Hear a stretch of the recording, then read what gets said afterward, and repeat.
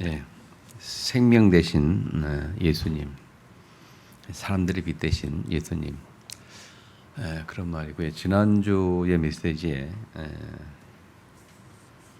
세 가지 말씀했는데요. 창조의 빛, 생명의 빛, 그 살리는 빛. 그래서 수요 예배 때는 우리가 창조의 빛이 대신 예수님인데 우리 안에 재창조하러 들어오신 분이다. 재창조의 빛으로 같이 말씀 나눴잖아요. 재창조의 빛.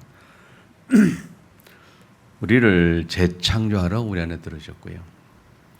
그래서 생명 가진 예수님이 우리 속에 들어오셨는데 재창조하러 들어오셨어요. 재창조하러 들어오셨다. 왜 재창조하러 들어오셔서 뭘 하시느냐? 예수님이 우리를 재창조하셔서 사람을 살리는 빛으로 우리를 바꿔놓으셨고 사람을 살리는 일을 하도록 우리를 축복을 하셨어요. 맞습니까? 그래서 우리가 그 빛 속으로 들어가지 않으면 우리가 아무것도 할 수가 없다. 자, 우리가 예수 믿으세요라고 하는 말을 많이 쓰잖아요. 불신자들에게도 전도할 때 예수 믿으세요. 그 말은 무슨 말일까요? 예수 믿으세요. 그래서 예수 믿으세요 그 말은 뭘까요? 예수가 그리스도라는 사실을 믿으라는 말이겠죠. 예수 믿으란 말은 예수라는 것은 사람의 이름이잖아요. 예수라는 사람을 믿으라 그런 얘기인데 뭐 우리가 보통 대화할 때도 뭐 이렇게 사람 안 믿을 때 야 믿어 그러잖아요. 속죄를 믿어 뭐 누구를 믿으라 그러잖아요. 그럼 그 사람을 믿는 거거든요. 그 사람의 이름을 말하면서 그 사람 믿는 건데 우리가 예수 믿으란 말은 예수라는 이름을 가진 그 사람, 육신의 땅에 오신 그 예수라는 이름을 가진 그 사람을 믿으라. 그 예수가 누구냐? 그리스도라는 것이죠. 그리스도라는 일을 하셨다. 그건 직분이잖아요. 그 그리스도가 뭐냐? 인생의 근본 문제를 해결하는 직분이다. 그래서 죄 문제 해결하는 직분, 하나님 만날 길 열어주는 직분, 그리고 사망의 권세 깨뜨린 사단을 이기는 그 직분이 그리스도인데 그가 누구냐? 예수라는 거죠. 그래서 예수를 믿으라 할 때에 뭘 믿으라는 거냐? 인생의 모든 문제를 해결하는 그 직분을 가진 그 그리스도를 믿으라. 그래서 불신자들에게 예수 믿으세요 할 때는 모든 문제 해결자이신 예수를 믿으라. 당신의 문제를 해결하는 그 직분이 그런데 그 그리스도가 예수인데 그 예수를 믿으라 그런 얘기고 그 말이 신자에게도 해당이 될 수도 있다라는 생각을 해봐요. 제가 여러분에게 그런 말 할 수 있어요. 예수 믿으세요.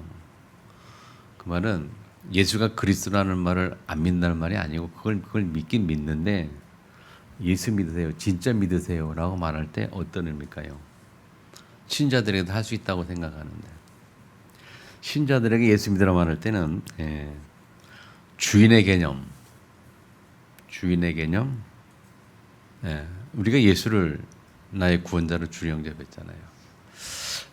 우리는 구원을 받았는데 불신자는 구원도 못 받았으니까 예수 믿고 구원 받으란 말이고 그래서 우리 예수 믿고 구원 받았는데 우리의 삶이 주인의 개념이 잘 안 되니까 그게 문제라. 그래서 늘 이게 그런 갈등 가운데 살잖아요. 그 갈등을 살다 보니까 자꾸 힘들 수밖에 없죠. 그리고 또 다른 말로 관점의 개념이다. 말씀드렸죠. 관점의 개념.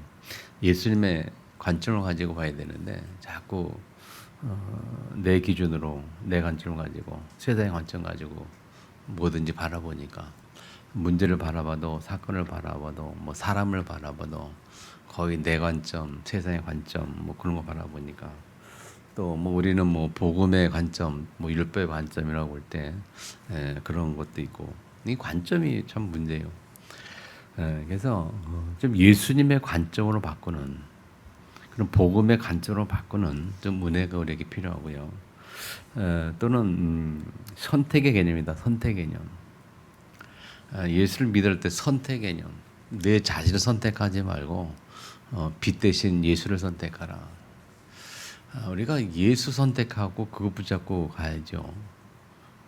자꾸 내 자신을 선택하면 안 되겠죠. 내 자신이 뭔가 할 수 있을 것 같고 내 자신이 뭔가 잘나서 할 수 있을 것 같고 뭐 이렇게 해서 그렇게 살아가는데 그건 아니다. 그래서 예수님 선택하는 게 훨씬 낫지 않겠냐.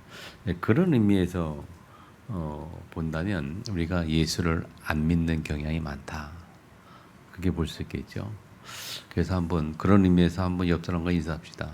진짜 예수 믿읍시다. 진짜 예수 믿읍시다 우리가. 아멘. 빛 대신 생명 대신 나의 주인 대신 그분 진짜 예수 믿자 말이죠. 아멘.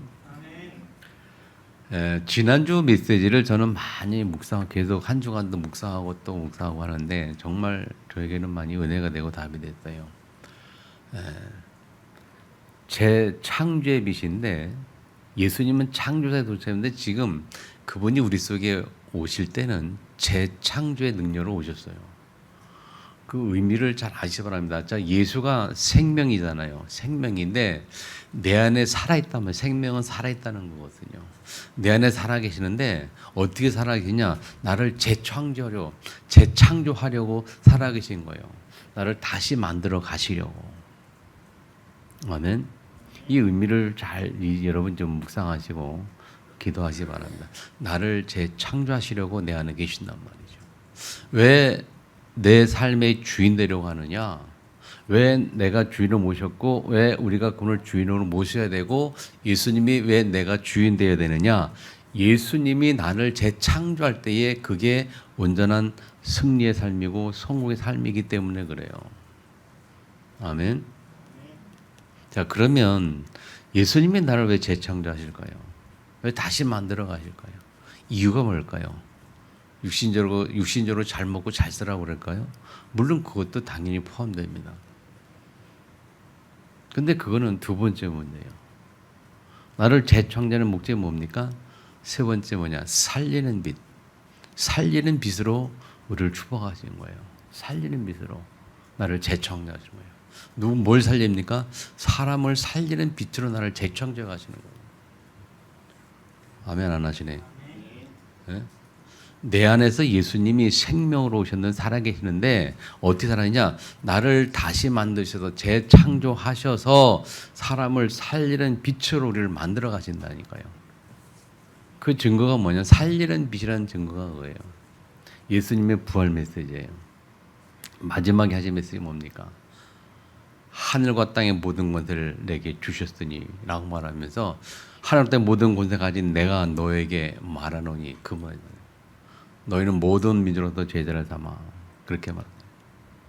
아버지와 아들 성령님 세례를 주고 내가 너희 복음 가르치기라 하면서 마지막에 볼지어다 내가 세상 끝날까지 너희와 항상 함께 있으리라. 하늘과 땅의 모든 것, 그 말은 뭐냐면 창조의 사에 담당했던 창조 되시는 창조 능력 가진 예수님이 나에게 재창조 능력으로 오셔서 재창조하셔서 땅 끝까지 복음을 증거할 수 있는 그런 살리는 사람으로 만드시고 살리는 사람을 축복하셨다는 거예요. 아멘. 그게 요한 마가복음 16장에는 온 천하의 만민의 복음을 전파하라 말씀하셨고, 그래서 마지막 20절에 주께서 함께 역사하시겠다 또 하셨고요. 사도행전 1장 8절에 땅까지 증인 되리라 했거든요. 그냥 증인이 되리라 한 것이 아니고 오직 성령이 너에게 하면 다 주신 거예요. 힘도 주시고 능력도 주시고 방법도 주시고 다 주신 거예요. 그냥 우리는 순종하기만 하면 돼요. 예수님을 주인으로 삼기만 하면 되는 거죠. 그분을 신뢰하기만 하면 되는 거예요. 그러면 예수님이 내 속에 있던 나를 재창조하시고 땅까지 증인되도록 만드신다는 거예요. 이걸 보고 언약을 잡았다 그렇게 말해요. 이걸 보고 언약적 신앙이다 그렇게 말해요. 이것이 없다면 언약적 신앙이 아닙니다. 언약을 잡지 못한 겁니다. 그러면 언약이 내게 상관이 없는 거고, 언약을 잡지 않으면 언약이 내 상관이 없는 거고, 언약이 내 상관이 없으면 말씀은 내 인생을 통해서 성취되지가 않습니다. 그러면 하나님이 내 인생 속에는 살아계시질 않아요. 우리가 하나님 살아계심을 체험하지를 못해요. 무슨 말인지 아시겠습니까? 하나님의 언약을 잡을 때에, 약속의 말씀을 잡을 때에 하나님이 내 속에 살아계심을 체험한단 말이죠. 왜? 하나님은 약속하시는 분이고, 그래서 구약이라고 말하고 신약이라고 말하는 거예요. 약속하시는 분이고 약속하신 것을 반드시 성취하고 지키는 분인데, 그래서 우리가 그 약속을 잡아야 되는 거예요. 우리 신약에 와서는 예수님이 주신 언약을 잡아야 되는 거예요. 이것을 성도들이 대부분 놓치니까, 대부분 놓치거든요. 세계 복음화라는 이 단어요, 거의 다 놓치고 살아요. 예수님의 부활 메시지 거의 다 언약 못 잡고 살아요. 그러니까 그 증거가 뭐냐면 내 실제 삶의 내용을 보면, 실제 삶의 내용, 내가 지금 왜 사는지, 무엇을 하고 있는지, 무엇 때문에 돈 벌어야 하는지, 이런 부분들을 잘 생각해 보면 내 삶이 예수님이 주신 부활 메시지와 언약과 연관이 있는지 없는지를 스스로 알게 될 겁니다. 아멘. 우리는 바꿔야 합니다. 뭐로? 주인의 개념, 관점의 개념, 선택 개념, 우리가 개념이 바뀌어야 돼요. 예수님의 관점으로 봐야 되고, 나의 인생이 아닌 하나님이 주신 인생을 선택해야 되고, 내 인생이 아닌, 내가 살아가는 인생이 아닌 예수님이 주인 되시는 그 인생을 선택해야 되는 거고, 내가 내 삶의 주인이 아닌 예수님이 주인 되는 그 개념을 가져야 된단 말이에요. 아멘. 그때에 우리에게 뭔가 변화가 시작이 됩니다. 그러지 않은 변화가 시작이 안 돼요. 나를 변화시키려면 예수님의 능력으로만 가능한 줄 믿으시 바랍니다. 그렇게 약속하셨거든요. 그래서 지난주 메시지를 정말 잘 기억하셔야 돼요. 재창조의 능력을 내게 들어오셨어요. 생명이신데, 살아계신데 재창조의 능력으로. 무엇 때문에? 사람들을 살리게 하려고, 부활 메시지를 성취시키게 하려고. 부활 메시지 주셨고 그 메시지를 성취시키게 하려고 나를 계속 재창조해 가신다니까요. 결국 땅까지 복음 전한 그 일을 위해서 예수님 자꾸 계속 나를 만들어 가시고 재창조해 가시고 이렇게 우리의 삶을 그렇게 인도해 가시는 줄 믿으시기 바랍니다. 이 비밀이 깨달아져야 되고, 그게 나의 삶이라고 고백이 되어지고, 그 삶을 우리가 선택을 해야 된다니까요. 아멘. 그래서 저는 말씀드렸습니다. 현재는 미래입니다. 미래는 작품이고 과거는 발판이에요. 자, 지나간 과거 많이 기억이 나고 생각이 나지만 그게 눌릴 필요 없고 생각할 필요 없어요. 과거는 발판이다. 지나간 과거는 앞으로 새 일을 위한 하나님이 주신 발판이다. 그걸 발판 삼아 지금 내가 뭘 하냐가 중요한 거예요. 지금 내가 하고 있는 이 현재가 미래입니다. 그 앞으로의 우리가 궁금해하는 나의 미래는 궁금해하고 또 어떤 알지 못할 것 같은, 알지 못하는 그 먼 미래는 지금 현재가 미래의 작품으로 남는 거예요. 지금 내가 무엇을 하느냐가 미래의 작품이라니까요. 그래서 우리는 지금 내가 뭘 하냐가 중요한 거고, 지금 예수 생명 속에 들어가는 내 자신이 중요한 거예요. 어떻게든 내가 예수 생명 속에 들어가서 재창조되어서 살리는 빛으로 가려고 애를 쓰고 기도하고 하는 모습이 지금 내 인생의 가장 최선인 것을 믿으시기 바랍니다. 그러면 이 삶의 모습이 이 노력과 이런 그 노력들이 미래의 작품으로 나온다니까요. 미래 걱정하지 마시고 지금 현재 내가 무엇을 하고 있는가를 점검하세요. 내가 지금 어디를 향해 가고 있는가를 점검하세요. 아멘. 내가 지금 무엇 때문에 사는가를 점검하시라니까. 무엇을 하고 있는지. 그것이 미래입니다. 아멘. 그래서 오늘도 우리는 오늘 내가 뭘 하는가, 그 내용을 가지고 우리 계속 그 빛으로 또 그 빛 속으로라는 내용으로 말씀을 듣는 겁니다. 이 말씀이 내게 그 주마다 계속 말씀 내 언약으로 내 가슴에 심겨져야 되는 거예요. 그 지난주 메시지는 딱 한 줄로 딱 요약하면 생명 대신 주님이 내 속에 들어서 나를 재창조하셔서 살리는 빛으로 축복하신다. 아멘. 딱 그냥 잡으셔야 돼요. 아멘. 오늘은 세 가지 빛은 참빛. 첫 번째 구절에 보면 참빛. 그래서 이렇게 말했어요. 참빛. 곧 세상에 와서 각 사람이 비치는 빛이더라니. 이 참빛은 다른 성경 다른 구절에 보니까 요한 1서 2장 8절에는 거기서 참이라는 단어 나오는데 이렇게 나와요. 요한 1서 2장 8절에는 다시 내가 너에게 새 계명을 쓰노니 그에게와 너희에게도 참된 것이라. 이는 어둠이 지나가고 참빛이 벌써 비침이니라. 거기도 참빛이 나오는데 그 참빛은 뭐냐? 새 계명을 쓰노니 그에게와 너희에게도. 요한이라는 사람이 기록한 거 아닙니까? 그에게와 너희에게도 물론이고 그에게도. 뭐 불신자를 의미하겠죠. 나나 불신자나 다 참된 것이라. 어둠이 지나가고 참빛이 벌써 비나. 참빛이 뭐냐? 여기는 어둠을 지나가게 하는 참빛이란 말이야. 어둠을 살리는 참빛이란 말이에요. 또 이사야 49장 6절에 보면 그가 이르시되 내가 나의 종이 되어 야곱의 지파들을 일으키며 이스라엘 중에 보존된 자를 돌아오게 할 것은 매우 쉬운 일이라. 내가 또 너를 이방의 빛으로 삼아 나의 권을 베풀어서 땅까지 이르게 하리라. 여기서 말하는 참빛은 뭡니까? 반 참빛은 이방의 빛을 삼아 나의 구원을 베풀게 하는 거예요. 땅 끝까지 이르러 나의 구원을 베풀게 하는. 참빛은 뭡니까? 세상을 살리는 빛이란 말이에요. 자, 이스라엘 중에 보존된 자를 돌아갈 것은 그렇게 말해요. 그 말은 뭡니까?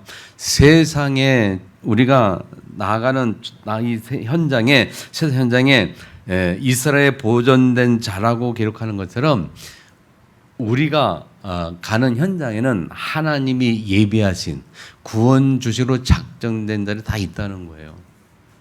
이스라엘 보존된 자를 돌아가는 것은 쉬운 일이라. 그렇죠. 하나님이 구원 주시로 작정된 자를 만나서 그들에게 예수를 증거하고 예수 믿게 하고 하나님 나라로 들어가는 것은 쉬운 일이라 그렇게 표현해요. 내가 하는 일이 아니고 하나님 하는 일이기 때문에. 그래서 전도가 쉽다는 말은 무슨 말인가 하면 그런 의미거든요. 전도를 내가 하려고 하니까 어려운 거죠. 하나님이 하시는 전도를 보면 쉬운 거거든요. 그 하나님이 하시는 전도는 내가 먼저 생명으로 빛을 발할 수 있는, 내가 먼저 생명으로 재창조된 모습이 가지고 있고 생명 가진 자가 되어야 가능한 거예요. 하나님이 누구에게 붙이냐? 생명 가진 자에게 생명을 붙이지 생명이 죽은 자에게 생명을 붙이지 않아요. 생명 가진 자에게. 아멘. 그래서 예수님이 내 안에 생명으로 역사할 때 그때 전도가 쉽다고 말이죠. 결국 나를 살리는 게 가장 중요한 겁니다. 내가 예수 그리스도 이름으로 살아내고 내가 예수 그리스도의 생명으로 내가 살아내는 거예요. 아멘. 이 참빛은 세 번째, 각 사람에게 비추는, 모든 사람에게 다 비춰요. 모든 사람에게 다 비추는데 보세요. 근데 10절부터 보면 세상에 그가 세상 그런 말며 지은 바 되어서 세상이 그를 알지 못하였고 자기 땅에 오매 자기 백성이 영접하지 아니하였으나. 그래요. 모든 사람에게 다 비추는데 아무나 그 빛을 깨닫지를 못해요. 아무나 깨닫지를 못해요. 그래서 우리 아까 이사야 49장 본 것처럼 이스라엘 중에 보존된 자, 신약성에 우리가 사도행전 13장 48절에 보면 구원 주식으로 작정된 자, 맞습니까? 하나님이 예비한 자, 그들만 그 빛을 깨달아요. 모든 사람이 빛을 다 비추는데 빛을 보는 사람이 많지가 않아. 여기 앉아 있는 저와 여러분은 그리스도의 빛을 본 사람들이에요. 생명 대신 그 빛을 본 사람들이고 그 빛을 깨달았기 때문에 그 빛을 받아들인 거예요. 영접한 거예요. 그래서 하나님의 자녀가 됐어요. 아멘. 그래서 이 자리에 앉아서 또 빛의 말씀을 듣는 겁니다. 근데 아무나 깨닫는 게 아니죠. 근데 모든 사람에게 다 비추는 빛입니다. 그래서 하나님은 모든 사람을 다 사랑한다는 의미는 모든 사람에 다 빛을 비춰요. 깨닫는 자, 그 빛을 깨닫고 받아들이는 자, 그 하나님 선택한 자들 많지가 않아요. 그래서 구원받은 게 참 감사하죠. 그런 의미에서 본다면 내가 구원받아 잘하는 게 얼마나 감사합니까? 네. 참빛, 살리는 빛 대신 그 예수. 두 번째는 하나님의 자녀가 되는 권세를 주신 살아있는 빛이다. 사람들이 깨닫지 못하는데 영접지 않았으나 12절에 보니까 영접하는 자 곧 그 이를 믿는 자들에게는 하나님의 자녀되는 권세를 주셨으니, 잘 아는 말씀이죠. 요한복음 1장 10절 말씀 다 외우는 말씀이잖아요. 하나님의 자녀되는 권세. 저와 여러분이 하나님의 자녀되는 권세를 가진 자예요. 예수 그리스도의 생명의 빛을 받아서 하나님의 자녀된 권세를 가졌다니까요. 자, 하나님 자녀되는 때에 뭐를 말하냐? 영접하는 자 곧 그 이름을 믿는 자들에게, 그 이름은 예수 이름이죠. 예수 이름. 자, 예수 이름이라는 것은 뭡니까? 예수라는 분이 사람이에요. 사람으로 오신 이 예수라는 사람, 그 예수 이름을 가진 그 사람을 믿는단 말이에요. 예수 이름을 가진 그 사람을 믿는 자, 예수라는 이름을 가진 자가 그리스도라는 사실을 믿는 자. 뭘 믿으라는 거예요? 예수라는 사람이 그리스도라는 것을 믿는, 그걸 믿으라는 거예요. 아, 예수는 그리스도야. 그걸 믿으라는 거예요. 믿습니까? 예수는 인생 모든 중에 그리스도입니다. 그리고 서론에 얘기했듯이 우리에게는 또 다른 의미들이 있죠. 예수를 믿습니까? 진짜 예수 믿읍시다라고 할 때 그 의미가 뭐라 했어요? 또 다른 의미로 개념의 문제라면, 주인의 개념, 관점의 개념, 선택의 개념, 개념의 문제란 말이에요. 우리 참 지난번에 말씀 요한복음 9장인가요? 그 말씀이 계속 마음에 남습니다.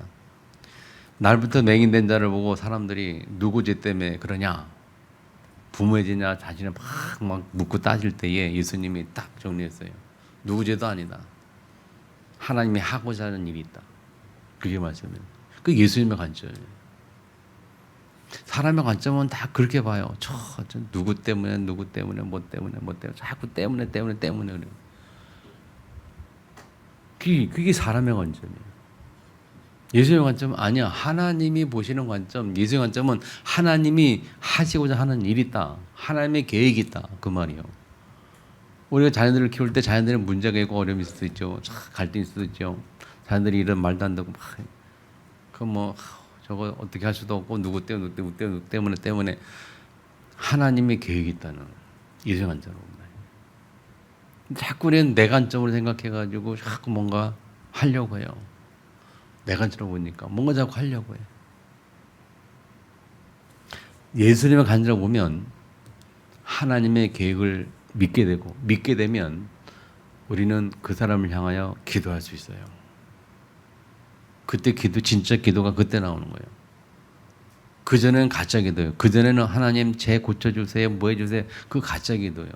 제가 왜 저래? 또 가짜 기도예요. 진짜 기도는 하나님 계획이 뭡니까? 하나님 뜻을 이루어주세요. 저 아이를 향한 하나님 뜻을 이루어주세요. 그게 진짜 기도예요. 믿으시기 바랍니다. 관점. 예수를 정말 믿습니까? 예수가 그리스도라는 걸 정말 믿습니까? 우리의 모든 문제가 정말 해결됐다고 믿습니까? 그러면 그렇게 관점이 바뀌면 우리가 문제를 볼 때 달라지겠죠. 우리가 문제를 볼 때 어려움, 핍박이 올 때 어려움이 올 때 달라지겠죠. 진짜 믿으면. 관점이 바뀌면 달라지겠죠.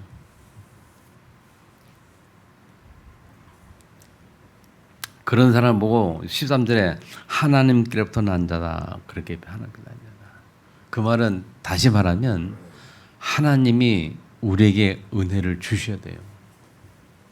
하나님 나에게 정말 믿음을 주세요. 믿음을 주세요. 정말 믿음을 주세요. 제가 대학 다닐 때 기도했던 제목이 있습니다. 하나님 이왕 믿는 거 100% 믿고 싶다 말이지.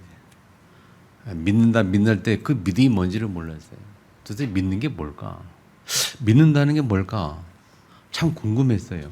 어떤 게 믿는 걸까? 사람들이 행동하는 거 보면 안 믿는 것 같아. 사람들이 말하는 거 보면 안 믿는 것 같아. 그런데 정말 하나님 믿는 게 뭘까? 하나님 100% 믿는다면 뭘까 그게? 그렇게 많이 시없이 기도했는데 기도 제목 삼았어요. 기도해도 응답이 없었고 뭔지를 몰랐어요. 모르니까 목사님들 만나 상담도 많이 하고 이야기도 많이 했어요. 그래도 잘 모르겠어요.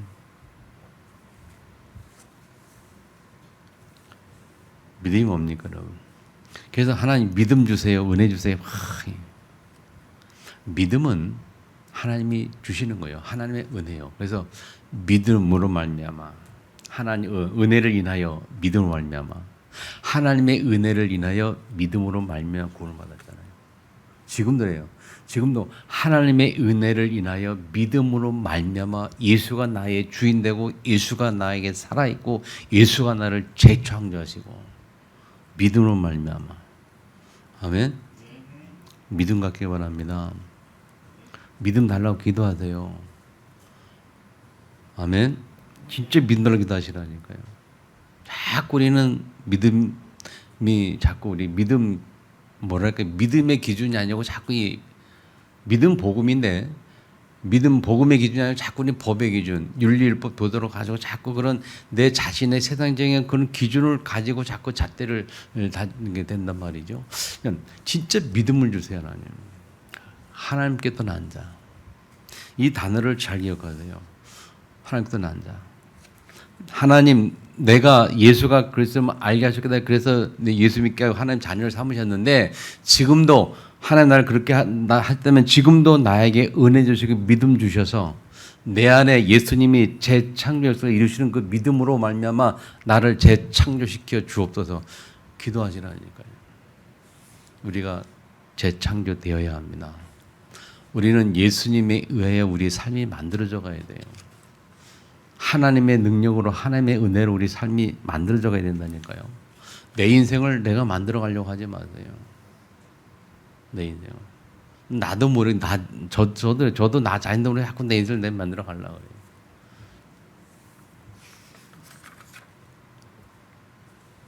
자, 세 번째, 은혜와 진리의 빛. 말씀 육신하여 우리 가운데 거하심에 그 영광을 보냐 아버지 독생 영광이 은혜와 진리가 충만하더라. 은혜와 진리가 충만한 예수님 누구냐? 은혜와 진리가 충만한 빛이요. 은혜와 진리가 충만한 빛이 되어 이 땅에 오셨다. 10절에 보면 말씀이 육신이 되어라고 표현했는데 무슨 말입니까? 말씀이신 하나님, 말씀으로 저를 창조하신 하나님, 그와 사이 함께 동참했던 창조되신 그 예수님, 그 말씀이 육신으로 이 땅에 오셨다. 그걸 보고 우리가 성육신이라 그렇게 표현해요. 성육신. 성육신이란 주석에 보니까 이렇게 해석해놨어요. 성육신이 뭐냐? 하나님의 모든 속성과 죄의 습성을 제외한 인간의 공통적 속성을 모두 지인다는 뜻이다. 자, 성육신 말하면 예수님이란 그 육신을 가진 그 인간은요, 하나님의 모든 속성 그대로 가지고 있고, 인간의 모든 속성을 다 가지고 있는데 딱 하나만 제외했어. 뭐만 뺐어요? 죄의 습성은. 그것만 뺐어요. 그래서 죄의 습성을 갖지 아니한 인간으로, 인간은 증거가 뭐냐면 예수님이 처녀의 몸에서 태어난 거예요. 남자 없이 처녀의 몸에 태어난 거. 하나님의 능력으로 처녀의 몸속에 잉태됐어요. 남자 없이. 그게 죄가 없다는 증거예요. 죄 없이 태어난, 원죄 없이 태어난 그 예수님. 그래서 죄의 습성을 제외한 모든 인간을 가지고, 그래서 예수님 십자가상에서 뭐라 그랬어요? 엘리 라마 사박단이 뭐 해가지고, 어찌하여 나를 버리셨나이까. 그렇게 고백하고, 이 잔을 내게서 옮기시면 너무너무 힘들다, 어렵다. 이 잔을 옮겨달라. 인간의 모든 고통, 그 옆구리에 창이 찔리는 인간의 모든 그 고통을 다 느끼시고 경험하신 분이라는 거예요. 이유가 뭐냐? 내 죄 때문에, 내 죄 때문에 대신 대가를 지불한 거예요. 내 죄 때문에 모든 고통을 다 담당하시고 십자가에 우리 죄 해결하시고. 아멘. 그게 성육신이에요. 그래서 은혜 위에 은혜라. 16절에 은혜 위에 은혜라. 자, 내가 도저히 감당할 수 없는 고통을 담당하셨어요. 내 대신. 그래서 은혜라. 은혜. 이 감동이 좀 여러분의 좀 느껴지기를 축복합니다. 이 감동이, 예수님의 은혜가 어떻게 다가야 되느냐? 내가 담당한 모든 고통을 대신 다 이미 지불하셨어요. 십자가에서. 죽음의 완전한 고통까지. 그게 죄값이 없어 내가. 그래서 하나님 잘했어요. 의인이 되었어요. 그래서 은혜 위에 은혜라 그렇게 말해요. 이 은혜를 경험하면요, 그냥 한량없는 은혜. 뭐 그 가사에 있네. 그 경험을 하면 그냥 눈물밖에 안 나오는 거 있죠. 정말 은혜 체험하면요, 정말 하늘에 들어가면 눈물밖에 나올 게 없어요. 할 말이 아무것도 없어요. 만입이 내게 있으면 그 입 다 가지고 내게 주신 구주 주신 은총을 찬송하겠네. 찬송가 이 선정만 이잖아요. 할 말이 아무것도 없어요. 그냥 모든 게 다 은혜요.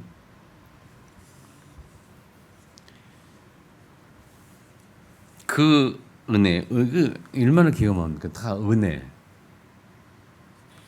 그러면서 17절에 뭐라고 말하는가 하면, 율법은 모세로부터 율법 모세로 말미암아 주어진 것이요 은혜와 진리는 예수 그리스도로 말미암아 온 것이라 그렇게 말해요. 이 은혜가 예수님 주신 거예요. 근데 율법은 모세로부터 왔어요. 그래서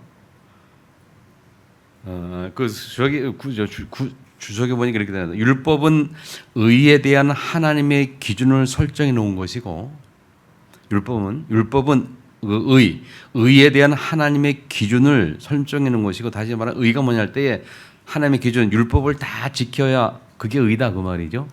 의에 대한 하나님의 기준을 설정해 놓은 것이고, 그리스도로 말미암은 구원의 은혜의 진리는 범죄한 인간이 율법을 온전히 지킬 수 없다는 것을 깨달은 인간들에게 베풀어 주신 하나님의 사랑이다. 구원의 은혜와 진리는 뭐냐면, 인간이 우리는 온전히 율법 지킬 수가 없어. 절대 불가능하잖아요. 율법을 다 지켜. 절대 불가능한, 율법을 지킬 수 없는 절대 불가능한 그 죄 속에 있는데, 그 인간에게 하나님이 살 길을, 은혜를 베푸신 거예요. 해결할 길을. 그래서 은혜라고 보는.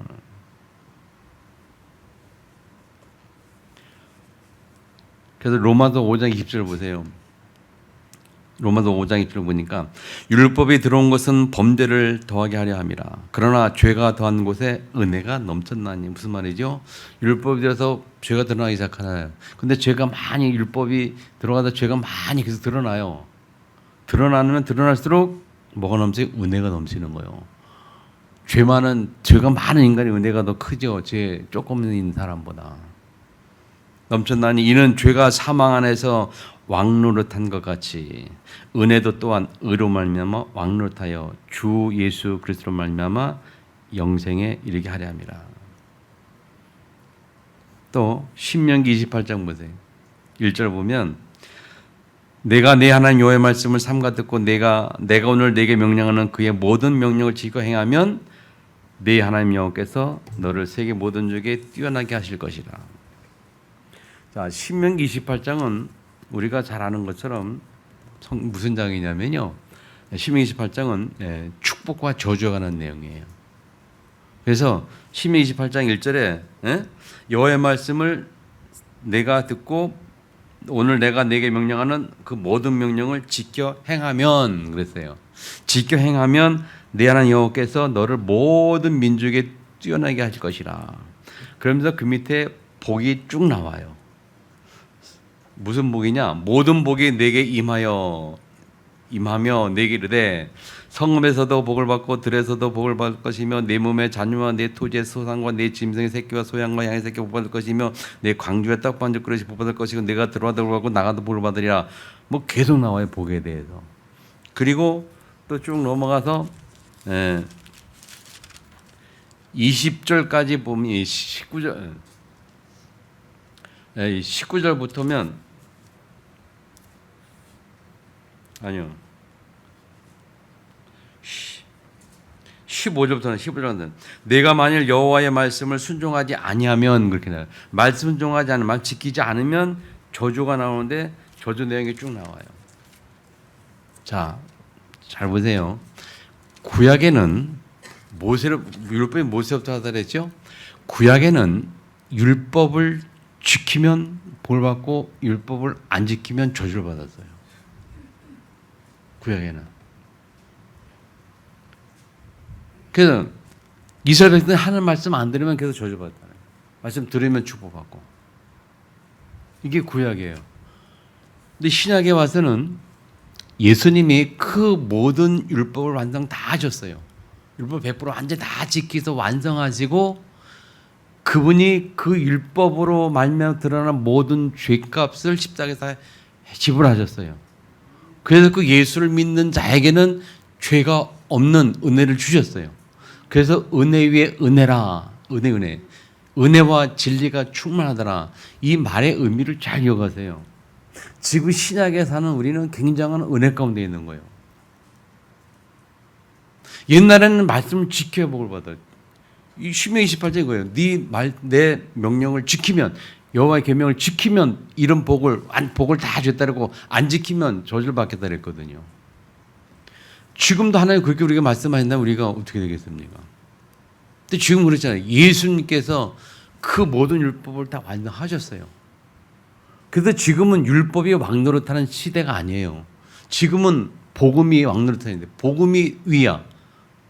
율법이 문제가 아니고 복음이 위라는 거예요. 그래서 복음이기 때문에 은혜란다는 거고. 그래서 사람들 보고 다 은혜. 누가 죄를 지은 거 봐도 아유, 내가 저러한 짓고 내가 이 하나님의 은혜로 말면. 그 죄 지은 사람 봐도 그러니까 저에게도 그리스도가 필요하지. 저 인간도 저래서 예수 믿어야지. 그 누구나 그리스도가 필요한 거예요. 어떤 인간도. 무슨 이해합니까? 개념을 잘 이해하셔야 돼요. 우리가 법의 개념 가지고 사람 보면요. 한 사람도 온전한 사람이 없어요. 은혜의 개념을 가지고 봐야 사람을 살려요. 아멘? 그래서 예수님이 오늘 본문에 예수님 보고 은혜 위에 은혜라. 은혜 위에 은혜라. 이 은혜는 누구를 말미암았냐? 예수 그리스도를 말미암은 거예요. 은혜는. 그래서 예수 믿는 우리는 은혜 속에 사는 자예요. 따라서 예수 안에 있는 나는 은혜 안에 있는 자다. 그래서 관점을 바꿔야 돼. 관점을 지금부터는 예수님의 관점하면 또 다른 말은 뭐냐면 은혜로 보는 관점. 은혜의 관점으로 사람을 봐요. 은혜의 관점으로. 은혜의 관점으로 사람을 보고 은혜의 관점으로 사람을 살리고 은혜의 관점으로 사람에게 다가가고 은혜의 관점으로. 나도 은혜로 말미암아 살았으니까. 내가 어떻게 율법을 다 지키고 살았습니까? 내가 어떻게 율법을 다 지키고 구원받았습니까? 예수님의 은혜로 구원받았지요. 아멘. 그러니까 나도 은혜를 가지고 세상을 은혜를 가지고 은혜를 가지고 사람을 살리는 거예요. 그래서 예수님이 내 안에서 재창조하지 않으면 다시 말하면 예수님의 은혜가 아니면 우리는 사람을 살릴 수가 없어요. 그래서 예수의 생명 그 생명비 붙들지 않으면 땅까지 증인될 수 없고 온전한 모든 민족에 갈 수가 없고 아멘. 모든 족속 가서 죄를 삼을 수가 없어요. 예수님의 은혜로. 그래서 이 생명빛 예수님의 그 빛 속으로 들어가자는 의미가 그런 의미예요. 아멘. 나를 재창조하는 그분, 살리는 빛. 그래서 오늘은 이 참빛 되신 그분이 우리 하나님을 자녀 삼으셨고 그리고 은혜와 진리 속에 나를 인도하셨고 아멘. 그래서 이 은혜와 진리라는 단어를 한 주간 좀 깊이 묵상하기 바랍니다. 은혜가 뭔지 진리가 뭔지 아멘. 결론 맺습니다 여러분. 어둠을 이기는 그 빛. 빛의 반대는 어둠이거든요. 어둠의 주관자 사단이거든요. 사단을 이기는 어둠을 이기는 그 빛, 생명빛으로 들어가서 우리가 정말 예수님이 마지막 벌미로 주신 이스라엘 5천 종족 살리는 그 축복이 있어야 합니다. 그 은혜가 있기를 우리 간절히 한번 기도하시면서 하나님 앞에 영광 돌리기 바랍니다. 통으로 같이 한번 기도하겠습니다.